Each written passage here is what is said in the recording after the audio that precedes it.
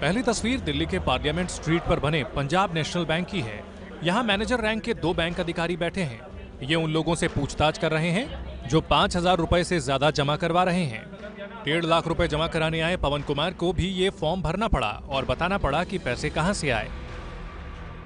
कोई दिक्कत आई आपको जमा कराने में? नहीं सर, कोई दिक्कत नहीं। ये जो पूछताछ यहाँ पर हो रही है, जो आपसे फॉर्म भराया गया, इसको लेकर कोई घबराहट थी आपको कि पता नहीं है किस तरह की कार्रवाई है, मैं फंस जाऊं? नहीं सर, जब जो छूट दी जो है लिमिट से मैं ऊपर होगी उसके बाद अपने आप वो सोर्स वो होगा, खोजे जाएंगे। यदि मैं लिमिट से ऊपर मेरे पास है ही नहीं तो मैं सर कहाँ से, मैं तो काफ़ी कम ही करवा रहा हूँ। दूसरी तस्वीर जम्मू के शास्त्री नगर इलाके के सिटीजन्स कोऑपरेटिव बैंक की है।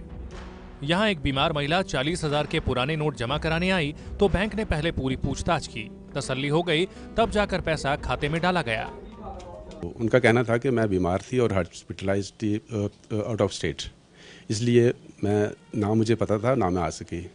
तो आज हमारे पास आई है तो हमने अपने 2 ऑफिसर्स के सामने उनसे रिटर्न स्टेटमेंट ली है, तो उसके बाद हमने उनके पैसे जमा किए हैं। तो ये है सच सरकार के दावे का। सरकार ने ऐलान किया है कि एक ही बार में सारे पुराने नोट जमा करने पर कोई पूछताछ नहीं होगी, लेकिन सच क्या है वो आपने देखा। कल ही वित्त मंत्री अरुण जेटली ने कहा था कि एक ही बार में पुराने नोट जमा करने पर जवाब तलब नहीं होगा। So as long as there were exemptions, there was a scope for getting old currency, so people could deposit it every day.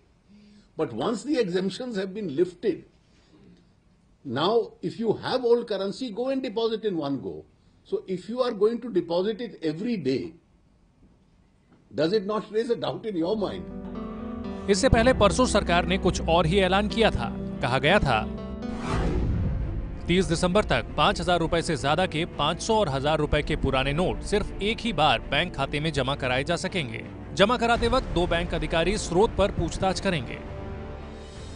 लेकिन एक दिन बाद ही इस ऐलान से सरकार तो पलट गई, लेकिन लगता है कि बैंक वालों के पास सरकार के नए ऐलान का आदेश नहीं पहुंचा। इसलिए बैंकों में एक बार में ही सारे पुराने नोट जमा करने पहुंच रहे लोगों से भी पूछताछ हो रही है। सवाल ये भी है कि नोट जमा करने को लेकर इतना कंफ्यूजन क्यों है। सरकार ने एक बार फिर नियम बदला, 125 बार नियम बदले हैं और कल सरकार ने देश को मैसेज दिया कि जो हमारे प्रधानमंत्री कहते हैं वो शब्द खोखले हैं।